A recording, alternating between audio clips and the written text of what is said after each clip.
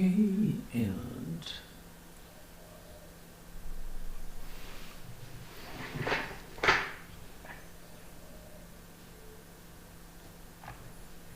hello, it's Frantz Kantor here again.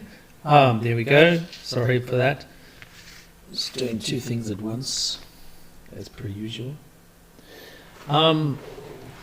So I'm doing another cartoon, another caricature, and I've chosen as a subject this fellow, which is Gene Wilder. Gene Wilder is a comedian, and you'll remember him from Willy Wonka, of course. He was born Jerome Silverman in 1933, and he's been in a few things. Actually, he was in Bonnie and Clyde. And what else? Blazing Saddles, of course, Mel Brooks' Young Frankenstein, and Willy Wonka, and also with Richard Pryor in Silver Streak, Stir Crazy, and See No Evil, Hear No Evil in the 80s. And Woody Allen's Everything You Wanted to Know About Sex but Were Afraid to Ask, and also in The Woman in Red. So he's a very interesting character. This is him with Mel Brooks from, I think, from Young Frankenstein, and we've got quite a few pictures of him from Young Frankenstein. That's what we're going to be working from. This is him with I can't remember her name, but yeah, she was awesome. So the makeup for Young Frankenstein is very interesting. I kind of think that he's based on, I think it was a film called The Son of Frankenstein with Basil Rathbone. So I kind of get the impression that that it's sort of based on that era, that character. The this that's like the, it's a very interesting film, Young Frankenstein. It just sort of blew me away when I first saw it. This is a color film, a color shot of the from the set, but of course it was shot in black and white, and they reproduced a lot of the makeup effects and the stage effects, and everything. They sort of really researched the universal Frankenstein genre and recreated it 30 years later. So it's a very interesting film. Terry Garr is the actress. She's really good in this. And of course there's Marty Feldman as Igor the Hunchback. Throughout this film, Gene's got this sort of crazy expression, but the mustache and the hair and the smoking jacket, etc., the cravat, it reminds me of the Basil Rathbone version, Basil Rathbone character when he played, I think it was Son of Frankenstein. So it's a very, very interesting character. This is him as Willy Wonka, of course. This is him, looks like a college yearbook photograph. I like this reference. I'm going to be working from this one. But you can see there's a cropped hair, so I'll be probably referring back to other shots from the movie to get an idea of what it looks like. This is him as I think it's the Waco Kid or something, from Blazing Saddles. Played a really good part. Very interesting man. So let's go back and have a look and start this picture rolling. What I've done is I've created a thumbnail sketch, and from this photograph here. So I've kind of expanded on these cheeks a little bit, probably too much, I don't know. and I'm going to be exploring. There's a bit of perspective here. We're looking up at the head slightly, and the head is rotated as well. So let's get the skull over here so we can have a look. So it's rotated slightly, so you're going to get stronger impression of perspective with these lines pointing towards a vanishing point. In the distance, what else is there to talk about? The mask zone, so-called. The area that we're going to be focusing our attention on, of course, is going to be the eyes, the nose, and the mouth. So this is the action of perspective, because the head's rotated away from us. Also, you know, the mask zone, so-called, because it looks a bit like the interior of a Mexican mask, Mexican wrestling mask. These are the elements that we recognize in a face, and these are the features. So their relationship is very important to keep an eye on constantly while we're drawing. The other thing is too, in this photograph we've got, I'll just draw very quickly.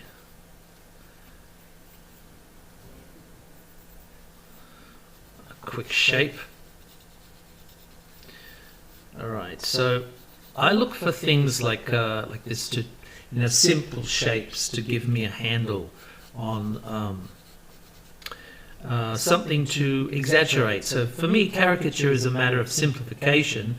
That way we can sort of push things around. We can create a simple shape and then push them around into any shape, any position we want, right? Within reason, of course, because there's so simple, so few shapes to move around. And that's the simplification process, but the exaggeration is the relationships or the proportions we're exaggerating. So you can see here we've got little chubby cheeks, we've made them a bit more chubbier. We've moved things around, we've made the nose more prominent, and we've created a profile. If you were to look at the profile that we've kind of referring to, it's something like that. So nobody has a real profile like that. We're just exaggerating it because that's the impression that we get. So it's all a matter of impression. So by having the ability to exaggerate the position of things and the proportion of things, gives us an area of play. And then within the new proportions, the new areas that we've placed everything, we're going to put in a lot of details. And the details, of course, we're referring back to the reference. So I've done a thumbnail, and I've taken the opportunity to take the thumbnail and redraw it on toned paper, just very lightly. And let's get started. We're going to get a move on and try to create Gene Wilder. Right. Here we go. So the first time I saw Gene Wilder would be in like Blazing Saddles, and you know, made a really good impression. Second time I saw him though was as young Frankenstein, and that absolutely floored me. I couldn't believe, first of all, you know, I could see that it was incredibly hard to make a black and white film in the 70s and make it work, you know, make everybody excited about seeing a black and white film. But not just that. The other thing is you were creating something that really hadn't been seen for 30 or 40 years. a genre, like a Universal had this sort of quality in their visual narrative for these monsters, and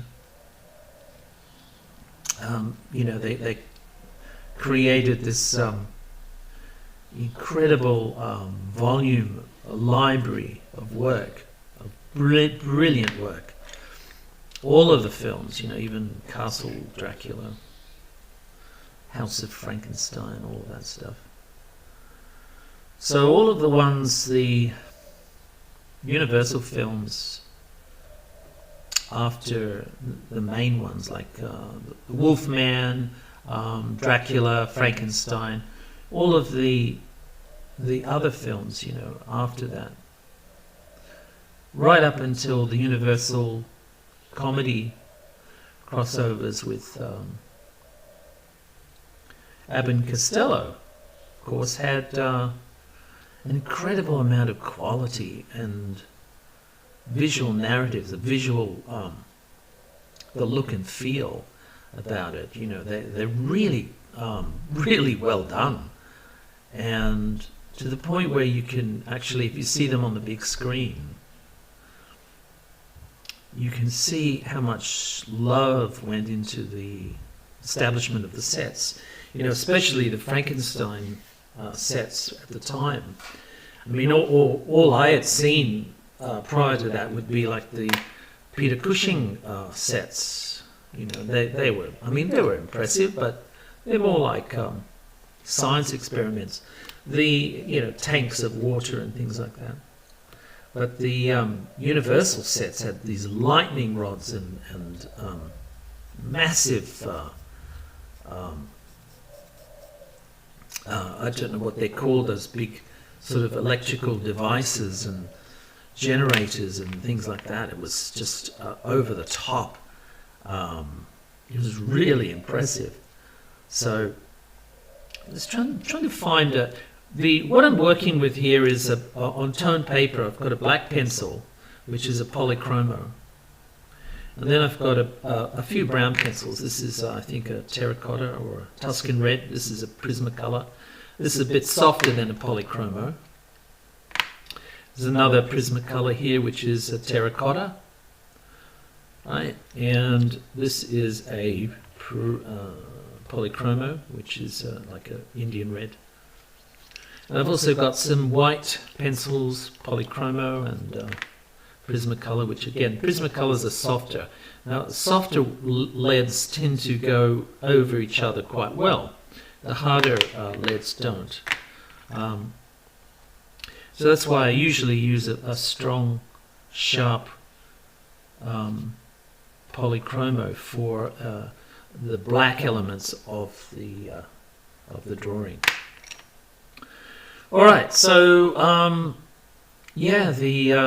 I loved, obviously the attention to detail that young Frankenstein had for the sets, and to his credit, Mel Brooks got the right people, researched incredibly well. I mean, some of these guys went on to work on the Munsters in the 60s, early 60s. So they recreated lovingly, the sets and the lighting and things. And Munsters, of course, was black and white as well. So it's a different kind of world. So to recreate this black and white style that was almost like a homage to Universal. Mel Brooks sort of brought in the experts from that era, and no one had really seen anything like it before. I mean, he'd obviously done, he specialized in doing send-ups of famous genres like Blazing Saddles, the Western, And I mean, Get Smart, of course, is a send up of the spy genre, James Bond and Man from Uncle. So no one really expected it.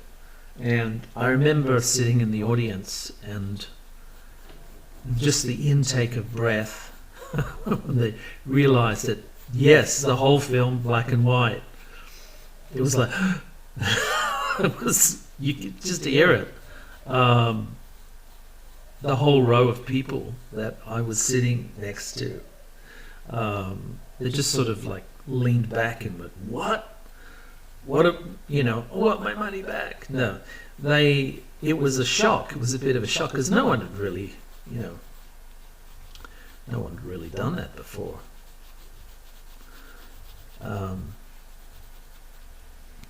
So it was a brave thing, but really, if you think about it, you had to do it that way because you're actually referring to an art form that relied heavily on that graphic element. The black and white style of the Universal films. It wouldn't work in color. It just wouldn't work. And so it was quite, I think, quite brave of the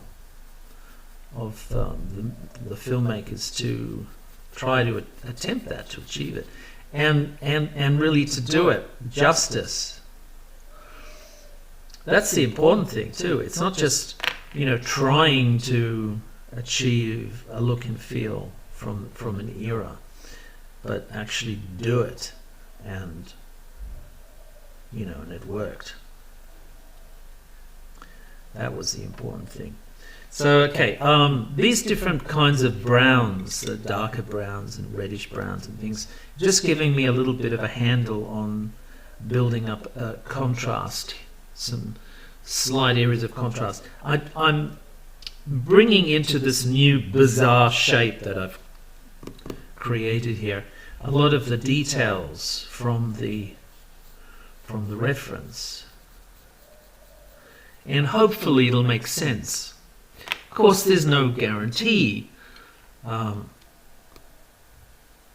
There's only it's a risk that you have to sort of take, but it's a calculated risk. I like calculated risks. It's something that I've grown to enjoy the challenge of trying to get the likeness without sacrificing too much, like to create something that is more challenging, but still recognizable, but not so recognizable that it's devoid of innovation and adventure.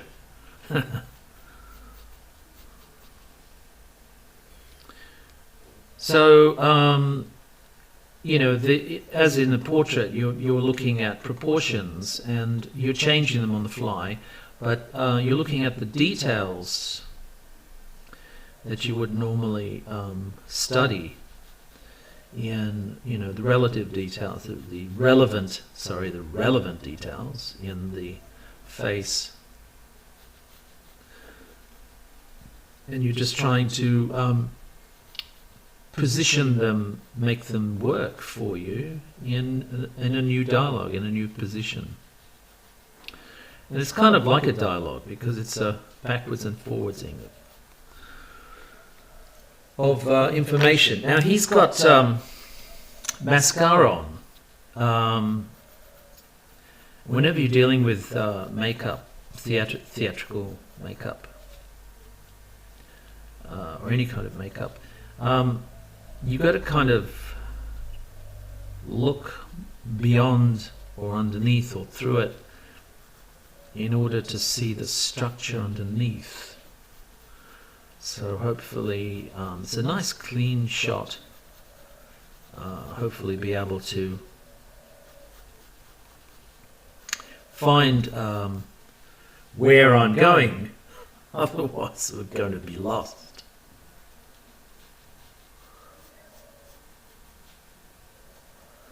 And he's got really wild hair, like it's wavy and curly as well, and quite fair and wispy in parts. So I'm going to try to get that wildness. Going to sort of build that into the caricature. At the moment, I'm trying to get some sharp details in here, and you can see how much I've distorted the nose, but I want to try to get some of that curvature back, and obviously the shine be good. Recreate some of the texture, Skin's beautiful. Facial skin has shiny parts and matte parts, and they're great things to play with a pencil, because it has a lot of variety. And that's probably too dark. Never mind. Let's try and actually, what I might try to do is I might try to knock that back with a I've got a battery operated eraser here, so I might try to knock that back a bit, just a little bit. Okay. So what happened there was I made an attempt to darken something, and I just pressed a little bit too dark, and I found I was sort of creating something of a Frankenstein monster. So I had to sort of knock it back a little bit. So even though he has mascara on, his eyes are very, very light, and there is mascara on his eyes, on his eyelashes, which tend to create these longer shapes, very distinctive spikes. It's very interesting and contrasting.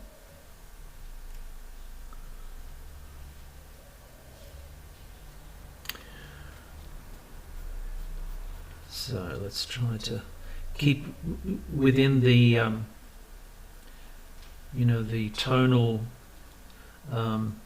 relevance, so not go overboard. Be very careful. Don't outline anything. So outlining things, you have to be careful. I'm outlining the outer shape, the outer contours. I think that's quite safe to do, but anything inside, be careful how things are managed, because they tend to over emphasize certain elements, certain qualities, certain parts. Keep an eye on the direction of the hair.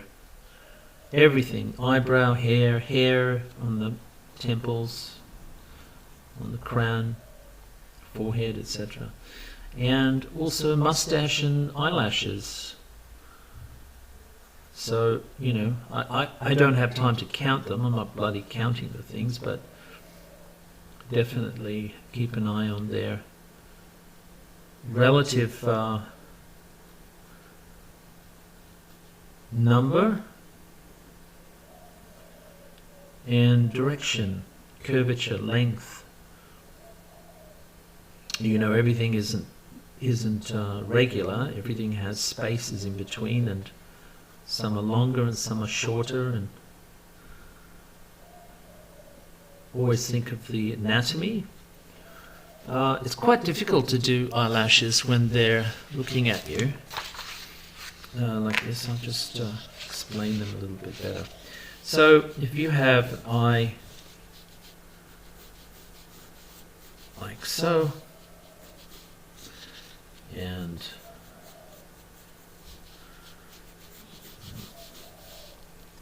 this is the under rim of the eyelid, the upper eyelid, and then you've got the iris and the pupil, etc., etc., etc., underneath there. So the eyelashes are attached on this line here, right? So it's all right when you're drawing them from the side like this. That's all very well and good. But what do you do when you reach over in this area? They've got to sort of come down and then go up, don't they? So even though the photograph or the reference may not have that in the, it may not be obvious, right? You have to cheat. You have to be able to refer to that quality in order for it to work. Otherwise, it's just not going to work. So that's one of the things you have to consider. You've got to think about these things while you're drawing them. Some beautiful lines around his eyes. It's got some lovely tone in the iris. As I said, he's got light eyes. Okay, that seems to work all right, I think. So far, so good. Now continue to the lower lid, which also has mascara. Again, same thing with lower lashes. You've got to really look at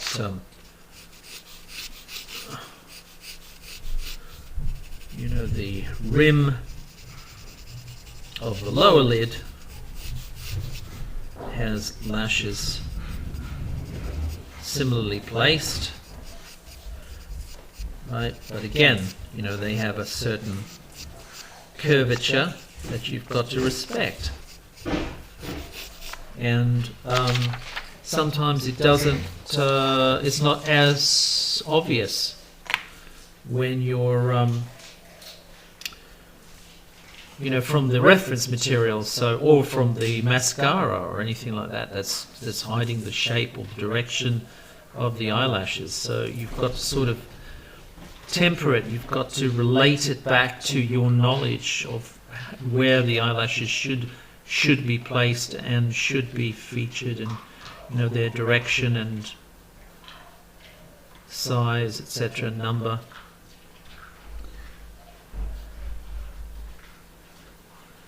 And then after you've established the architecture or the structure, then you can start to build in the shading that's relates to the makeup. Yeah, like that. That works.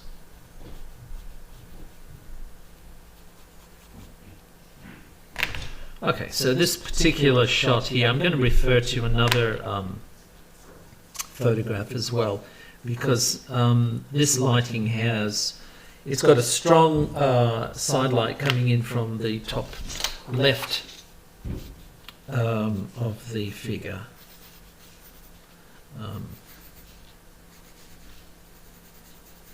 Coming down from there. And that means that the shadows are going to be formed around the right hand side, the lower right hand side of the face, right? Roughly like that. But there's also a fill light which has come in and has broken up a lot of the sharpness of the shadows and the intensity of the shadows themselves. So we've got to keep that in mind. One of the things that it's hidden, it's messed with, is the line around the nose that comes down here. So in the photograph it's not very present. So I may have to refer to another photograph to see how deep it really is and whether or not that should be a feature in this drawing. Another thing I always like to do is refer to the skull. Again, if you go back to the skull. So there's a lot of tissue around the eyes and around the cheeks. You can see over here these muscles are intended to create subtle movements for the eyes. But the tissue over the cheekbones and over the forehead are very, very taut. They're very tight. Okay, so generally in a lot of faces you see these bony protuberances come through the skin. So that part, and usually the top part of the nose, sometimes the lips as well. Depending on the age of the subject, I suppose. The skin does get a bit thinner with age. All right, so let's continue on. What can we do? What I was going to say was, even though that the cheekbones may not be visible in the reference material, the reference photograph, referring to them even subtly in the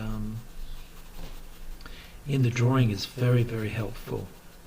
It creates a sense of believability and truth in the structure.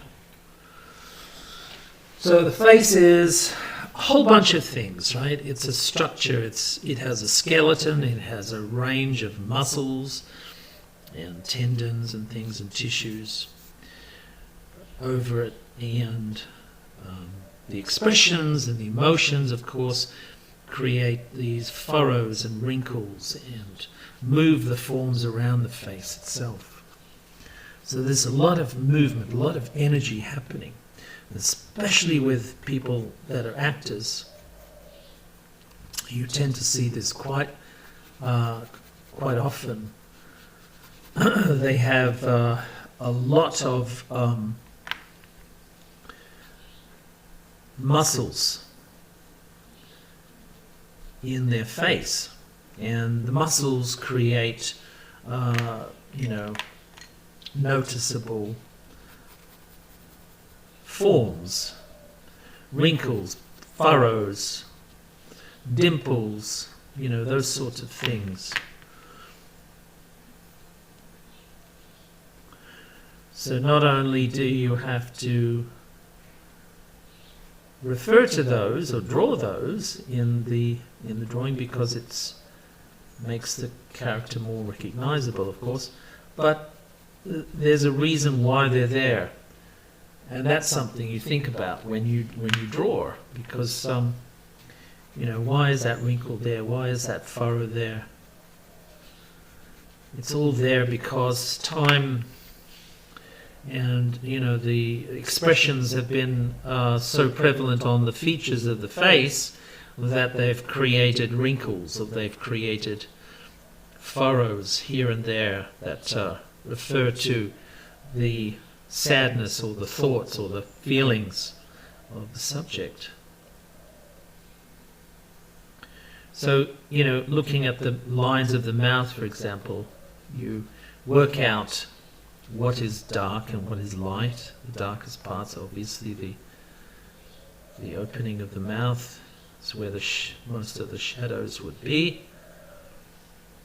Look at the lines. Everything is up for exaggeration. So as you exaggerate and change the proportions and the shapes of the head itself, everything inside the head up for examination and the same level of distortion.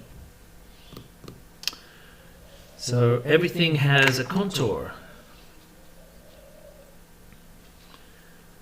Let's go back to this one here.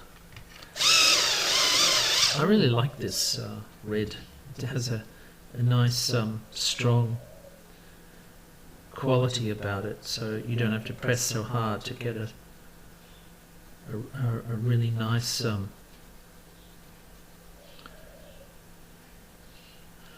dark tone. As we go, let's try to build up a little bit of the light. Actually, use a soft pencil for that.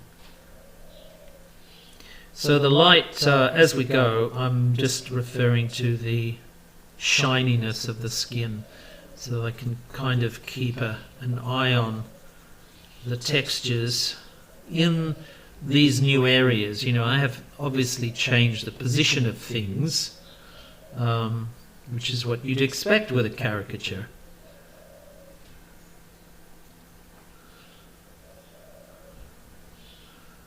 Cool. Some lovely There's some lovely shine down here. We can find a nice little bit of shine. Oh, cool. That's real cool, that. So the details of the lines are just the beginning. Then you have to look at the details of the light, the details of the shadows, the forms, because this is a formal caricature. Not formal as in black tie, but formal as in form. You're creating something that has a sense of 3 dimensions. I want to try to get that. I'm going to try to, don't worry, calm down. I'm going to build up the contrast, with the, we're using the grey paper, but I have got the ability to build up some real nice contrast with some paint pens. I'll just give you a little bit of a foretaste in to see what that will look like. There you go. How's that? Some lot of little point lights here. Very, very glossy eyes. I don't know how he managed to do that, but it just seems very apt, very perfect for a 1940s take.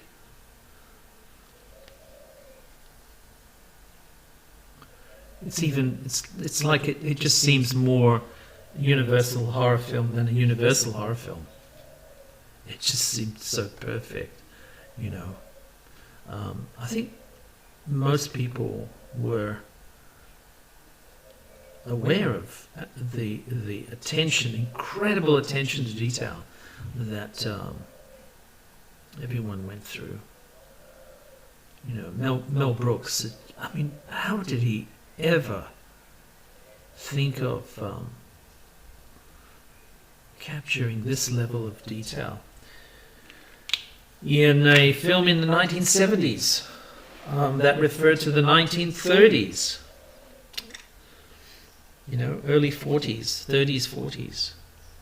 It was just, you know, how do you do that? It was incredible. You know, I mean, we've kind of seen homages like in the Monsters before, but nothing like this. This was like a masterpiece.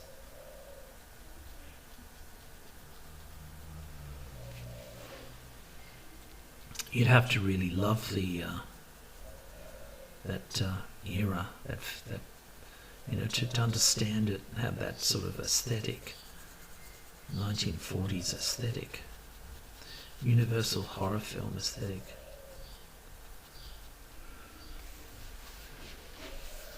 So far so good. So we're we're creating something that has, I think, believable parts. It feels good. It feels right, I think, in terms of its drama. Looks crazy, which is, you know, what we want. Cool. Okay, so far so good. All right, let's press on. So yeah, You have to take, I'm taking it a little bit slower because I have moved things around quite a lot. And that means I've got a choice of either simplifying shapes, like the underside of this nose, which means the nostril that's visible in the photograph I'm hiding because of this bulbous protuberance. And I've got to bring it back into play so it refers back to the mouth. But I've got to do it in a way that it's subtle and looks like it will fit.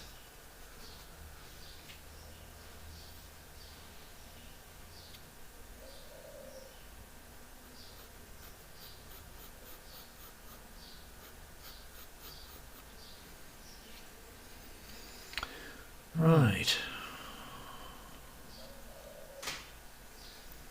He's got this great little mustache here, which is unruly like his hair.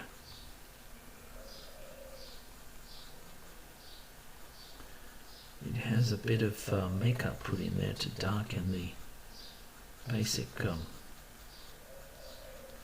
structure or basic, the hair it looks darker in parts rather than wispy.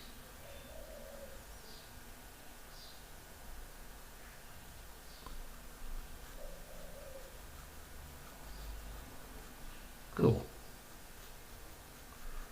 So far, so good. All right. So just refer back to the photograph, even though we're changing a lot of the, we're moving a lot of the lines around. That's fine. What can we do?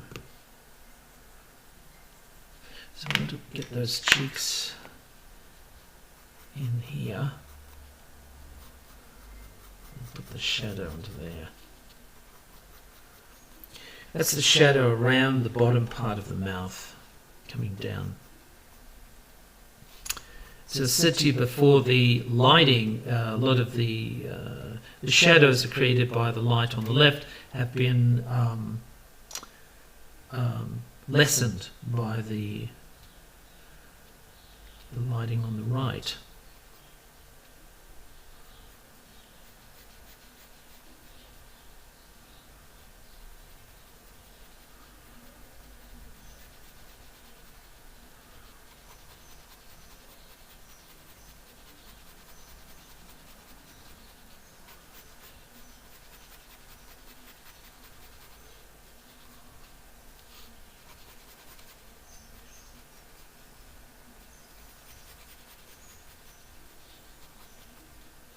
So because I've moved things around a bit, I have to find a new form of either a new relationship or, change the position of the adjoining shapes and forms. So it's a bit of a juggling match, I think. Juggling.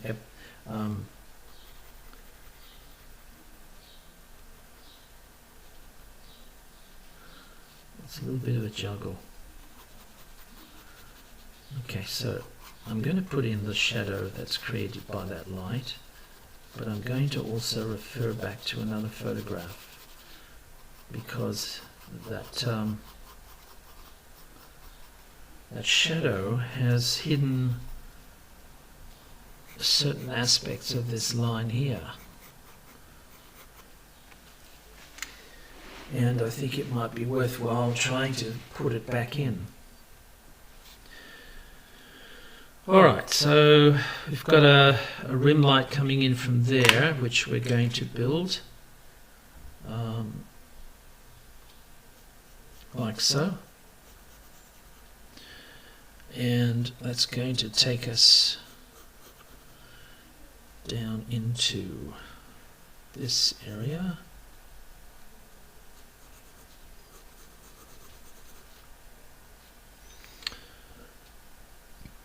Okie dokie.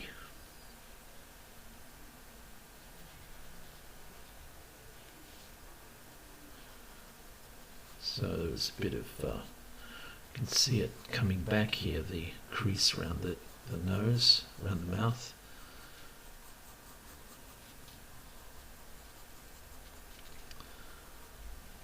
So I just want to try to get some of that modeling in here, if I can.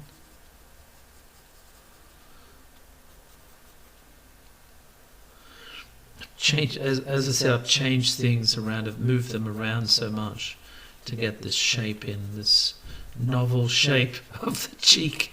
Now I've got to try to make allowances for where things, hang on, where did this move? Where did that line move? Where did that line move?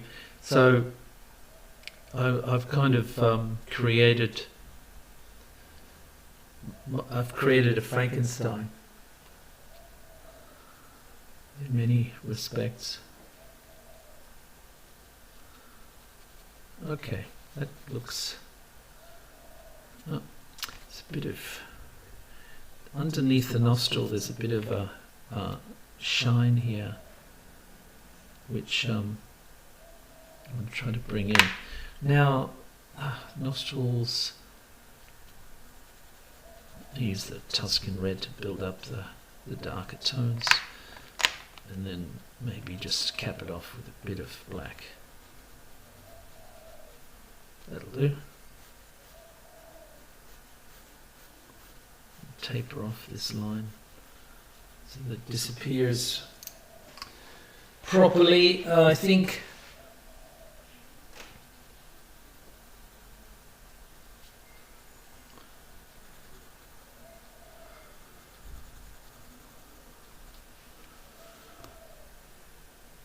That's nice. That'll do. That's good. I'm quite happy with that. So far, so good. I'll just continue on. The new goalposts I've moved. I might get to enhance these lines even more with a black brush pen in a second. But I want to try to create some new angles here to play with. Before I do that, let's try to look where those cheeks are. I can see in this photograph this line is quite pronounced. So let's go back to the Frankenstein shots. So we can get a nice clear one. Here we go. There you go. That's what I was looking for. You can clearly see that. And you know what else is hidden by the light too is this under shadow, slight shadow here. So there's definitely a shadow here. There's a crease. And there's no crease there. There's no crease there.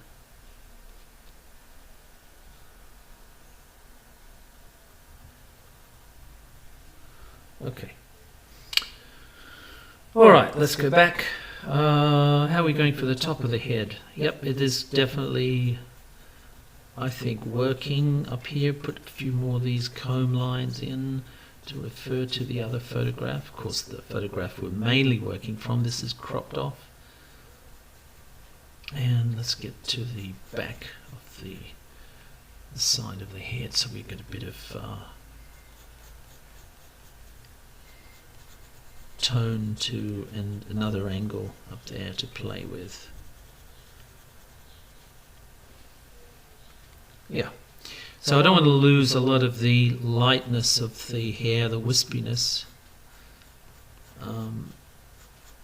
Let's go back to the other photograph for the moment.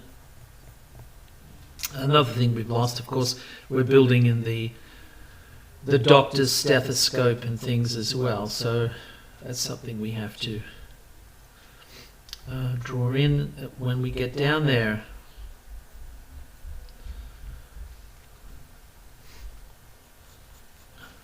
Cool. Okay. I love this. He's just got it's such a beautiful face. Especially in this movie, you know. I've seen him in a lot of films and he has got a beautiful face, but in this film, it's really like, you know, the camera loves him. It just really adores him in this film. And you can just see the, you know, how beautiful he is. His expressions are so clear and poignant and appropriate for the film, for the comedic effect, and also for the, you know, for the genre, for the homage that it is to, you know, like, I don't know how many films, 50 films. What's the universal library? It's a lot, isn't it? You know, if you bring in the creature from the Black Lagoon, there's a lot of them.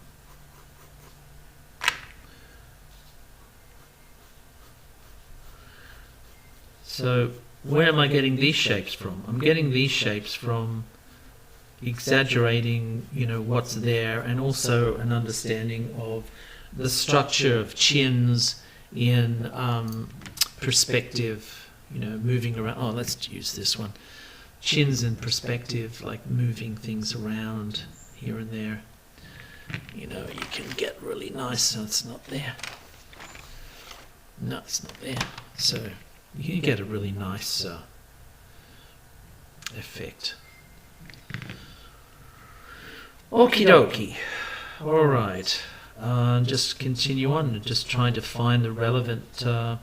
You know what? There's this beautiful sidelights coming in everywhere. I might try to build one up from the other side as well while I'm here. So just a little bit. See if I can add some more dimensionality to the mix here.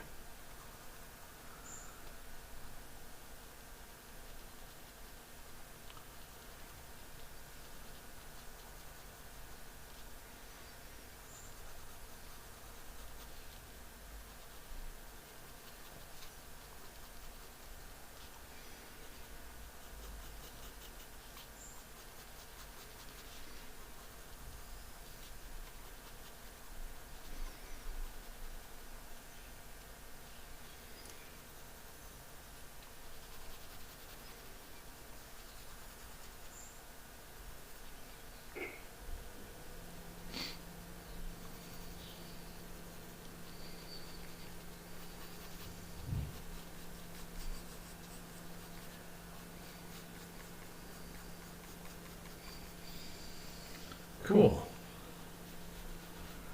The white pencil's working quite well, not getting too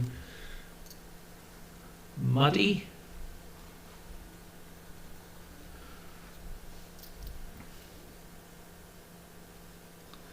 Got a nice shape happening. Okay, so now we're getting down into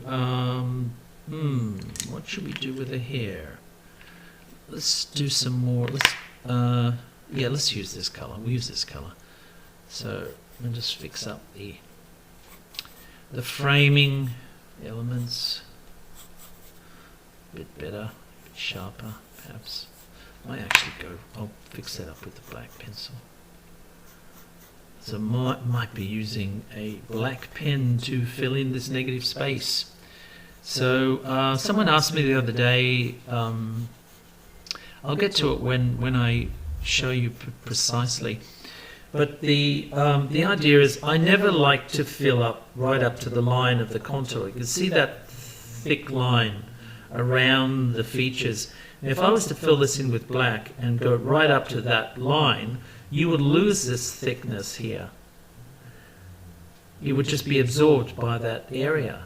So that's why I like to sort of stay off the contours a little bit and give a little bit of a space just so that you don't lose that thick and thin property of line that you've established.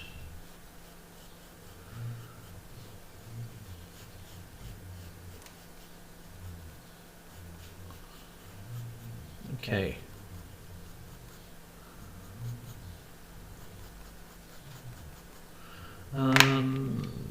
Careful with the amount of black you put in. May just be too strong. Now he's got a lot of wayward hairs, frizzy hairs here, and some dark elements. Let's see if we can. We'll fix these up with some lighter strokes in a second.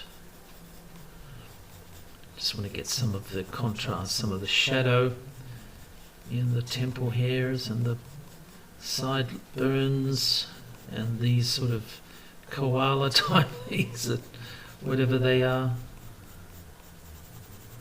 These tufts. It's nice, it'll work. And then just build more structure to it, around it.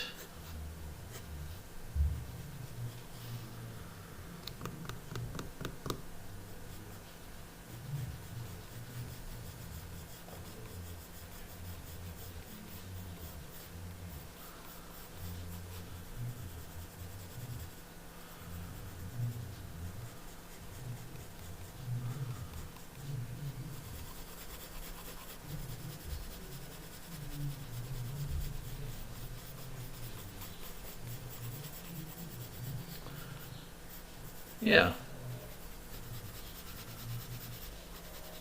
There you go. Now we can get in and build in a bit of shadow areas where it's appropriate.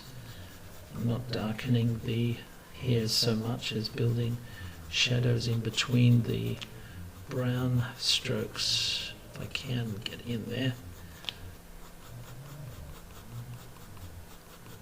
Just here and there. You can see how the light's coming in from the left, so that the shadows on that side of the hair is less, or non-existent even. There's a certain amount of translucency with the hair itself. It's very, very fine. Okay, cool. Yeah, that might work.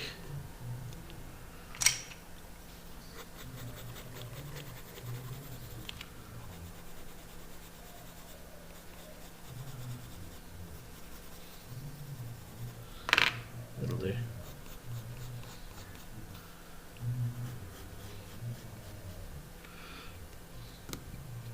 Right.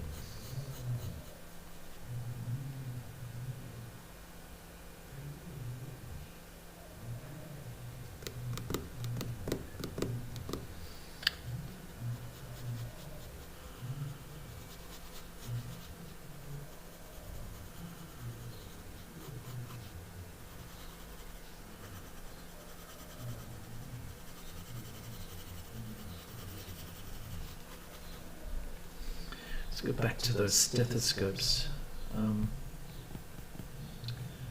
See what I can do with that. Righty-o. Okay. I've got them. So they go down to, take them down to there. And they're very metallic.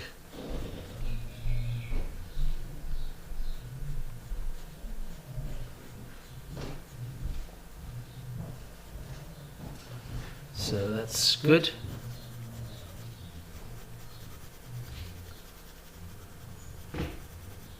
That works so far.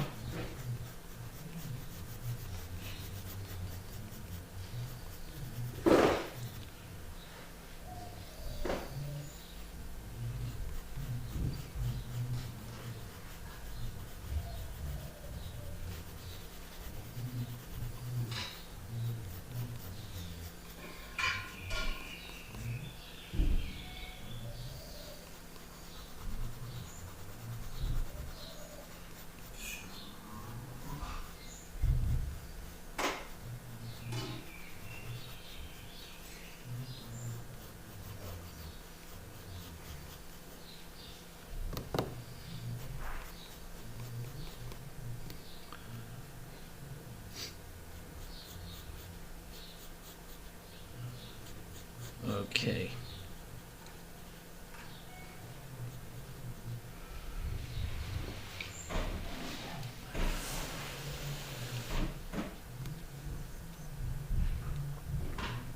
So I kind of lost my way down here a little bit, so I'll just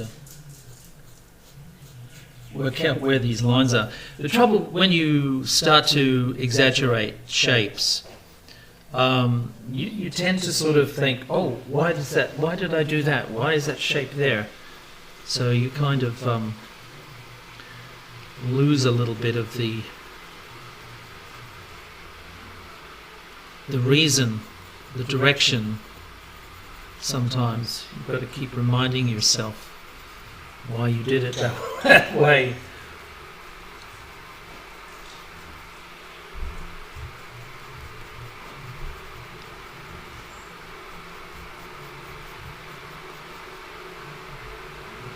Yeah, I think that works all right. Then we'll just continue the stethoscope. Oops, down there.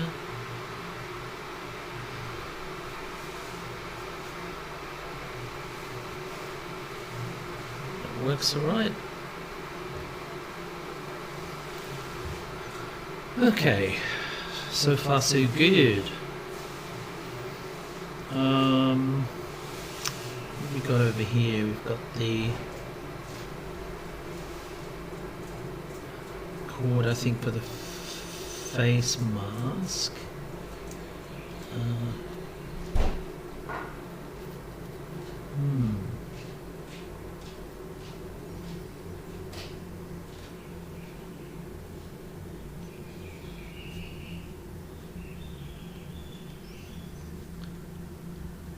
That'll do.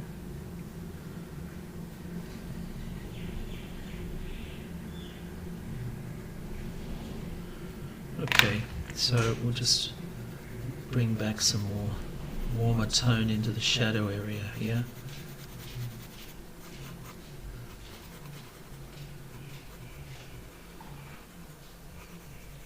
That seems to work all right.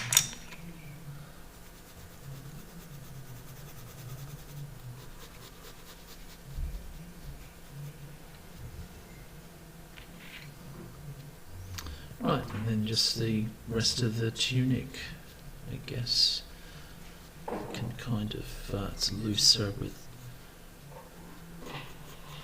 some stronger creases.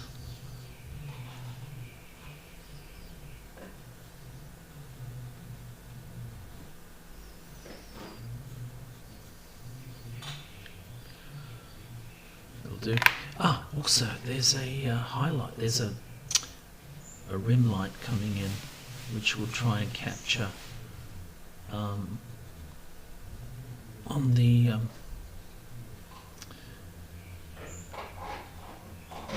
surgical gown as well. Might be kind of nice to refer to that.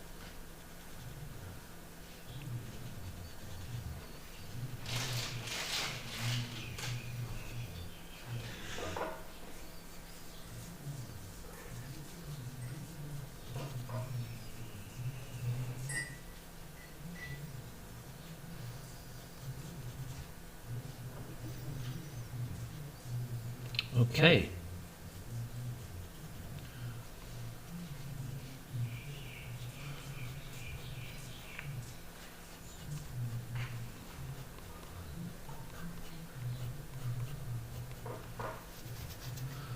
Right, so looks like we have something workable.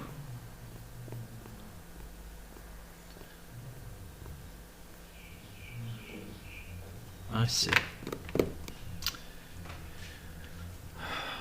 That line was referring to, that line that was cutting across was referring, of course, to the collar of the suit, which is no longer there. So that's why I have to remove it.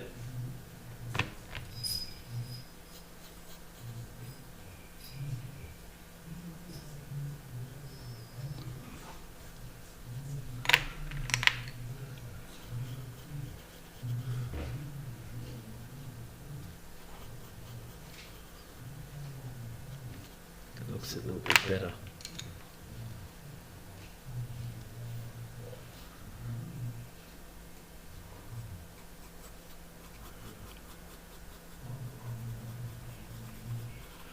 That'll do. Okay.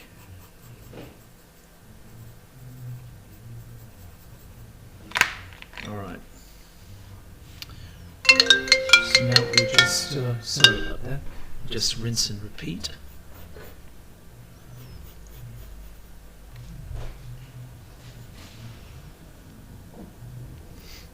Clarify.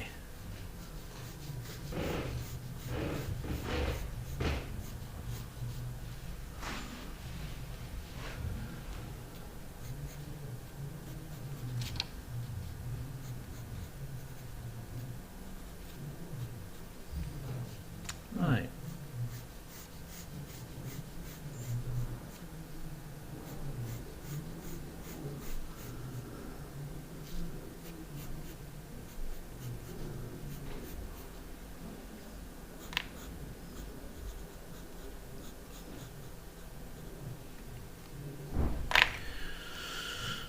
Okay, we're getting there. Let's clean up some of these spaces a little bit. Do. All right, so yeah, I think we're just we're getting there. I might just use this. This is a brush pen. So what this is you push the pigment to the brush tip and just softens it. So this is an opaque brush, but you know, because it's a brush, it can get thick and thin, so you can get quite interesting lines.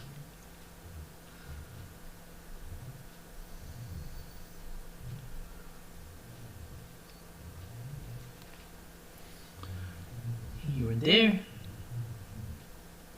I'm just helping these out a little bit.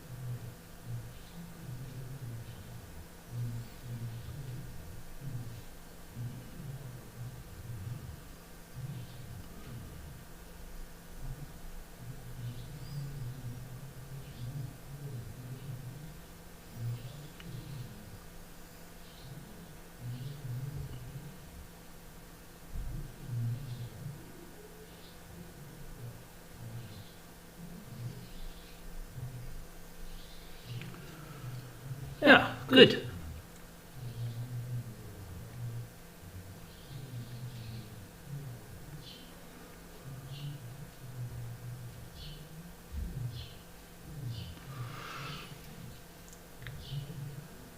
Okay, I'm happy with that. That's good.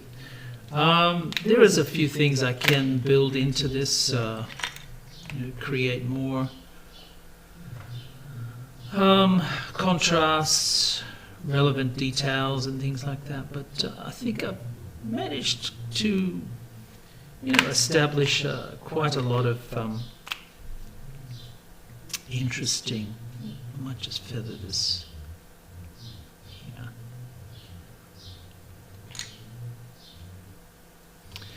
So you could just you can go berserk with details and wayward hairs and things like that. The end result is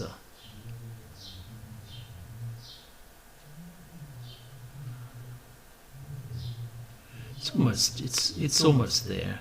It's very close. You just layer in more details. It just takes more time.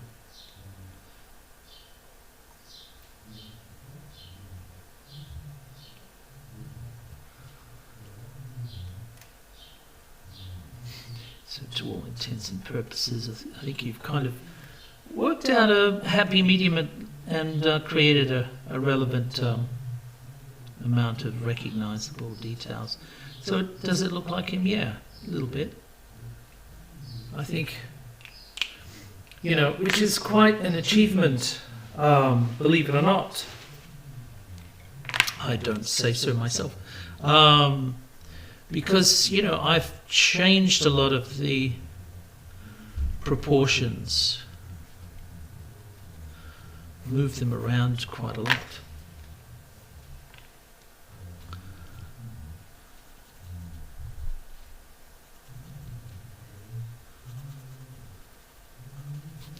So to have something that's still recognizable, even though I've moved things around so much, I think is good. It's a fun little exercise.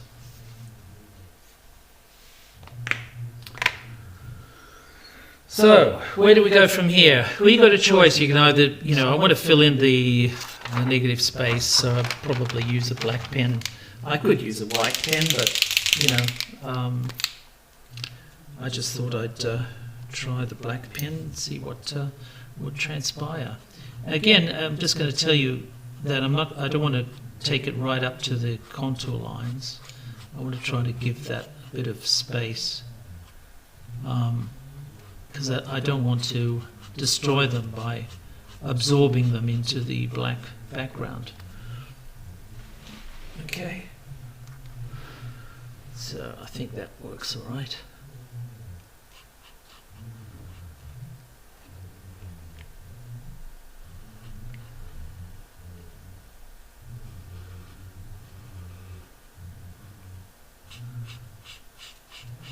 It's really your choice. It's not something that, I have done illustrations where I've destroyed the contour, the outer contour line. I just think it makes everything smaller and thinner. Because when you're looking at the shape with this outline, you read it as a complete object, including the outline, not just the shape inside the outline. Right. This is a Zig Brush Pen, so you kind of squeeze the pigment out of the handle. It runs down to the brush, to the tip, and I just use it to help to outline some of these contours, make them a little bit stronger, more chunky, more noticeable. Oops. Oh, that was a silly thing to do.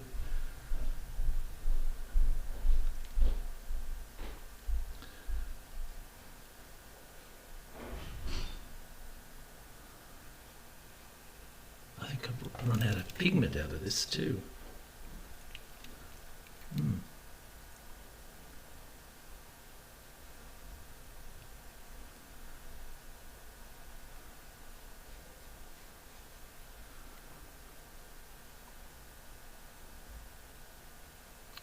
Where am I going with this? Okay, you can see that nose a little bit too close to that edge. I don't know what to do with that. Just ignore it. Maybe. We'll see what happens.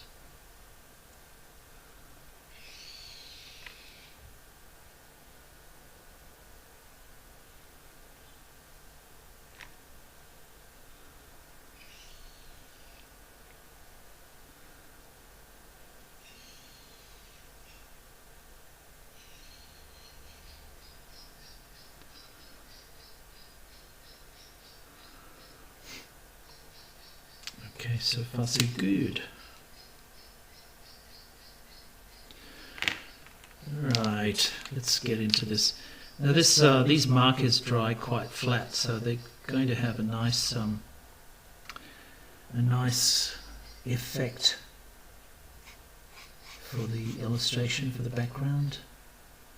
there's no outline here, so I can feel confident to go closer to the hair.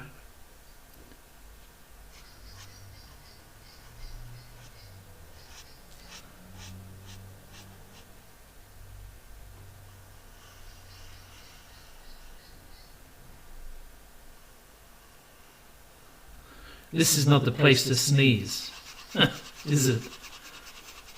Woof. So,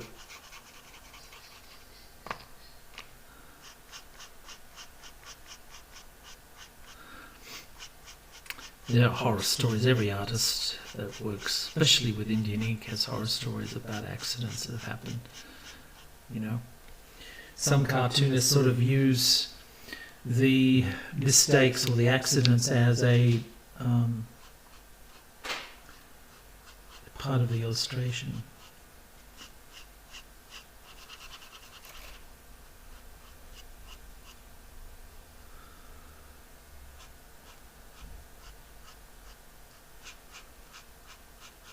Come a bit close there. I might just have to fix that up a little bit in a second.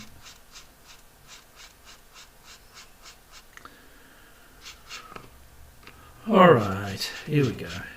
Nearly there.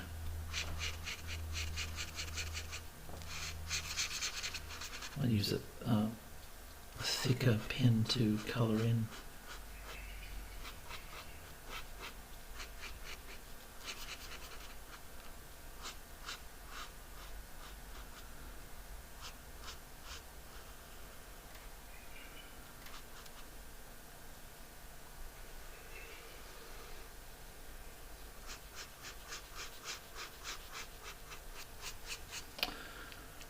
Okie doke, nearly there.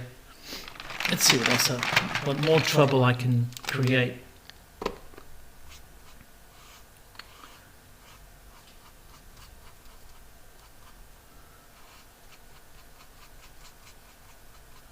You know, I don't have, this is not white paper, this is grey paper, but I don't have a grey pencil to repair, or grey pen to repair anything if it goes wrong. Ooh, jeez. It's an unhealthy little droplet there of paint. I have to fix that up. Ooh, that's nasty.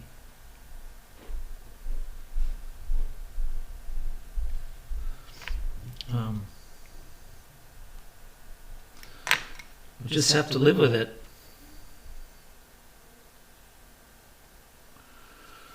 Okay, will do. So, where do I go now?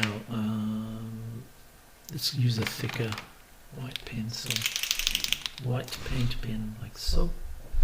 And we'll put in his name. And I have to say it. Gene.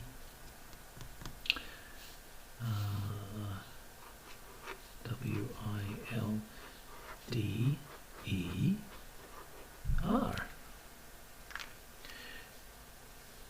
Gene Wilder. So, I quite like that. I like the way that the shapes have really been helping the likeness. It's not destroyed the likeness, has it? It's you know, I've been able to recreate a lot of the details.